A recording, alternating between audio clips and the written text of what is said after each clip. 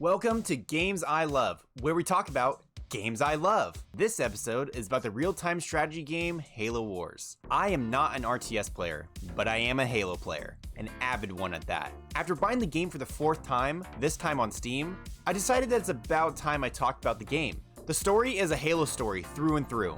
A focus story about the crew of the Spirit of Fire as they face multiple opposing forces. There's some great memorable characters, such as a hardened yet caring captain who is also a kick-ass narrator, an arrogant yet clever thinking professor, a joke-slinging sergeant that seems like a genuinely nice guy, a sassy British AI that is helpful with ship operations, a new arbiter that was interesting enough to not be overshadowed by what audience we're used to, and the Spartans. This was the audience's first glimpse in a video game at just how badass and mystifying they were, with Reach coming out over a year later. All this story was mostly translated through the climactic medium of pre-rendered cutscenes. Halo reached a new level of cinematic epicness that I think wasn't matched until the Halo 2 anniversary with the release of the MCC. The opening cutscene with a narration from Captain Cutter about the years-long battle for the planet Harvest still gets me excited to this day. And do not get me started with the bridge standoff with the 3 Spartans. But anyways, the feeling of the universe is not lost after the cutscenes are over. The art direction of the game is simple yet effective. The army units are simple in design and match well with what we saw prior with the trilogy. The maps in the campaign and skirmish mode all feel alive and alien.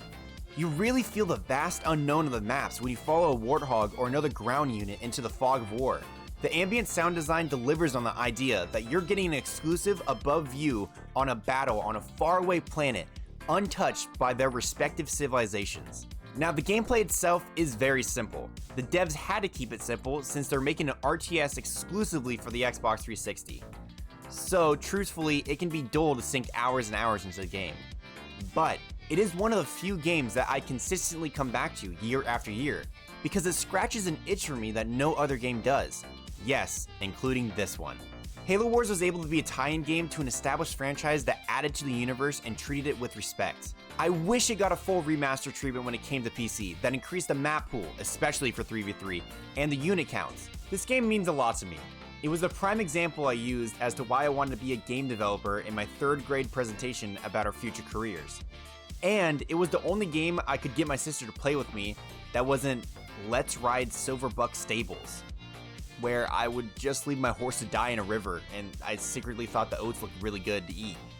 Also, I found out when writing the script that the game is on Steam now, which is crazy because I always thought the game was just a really long fever dream I had.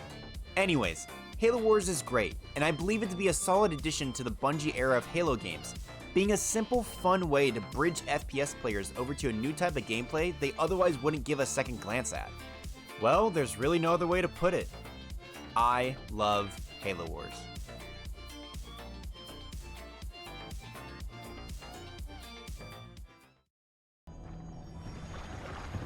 Heresy! Remove this filth!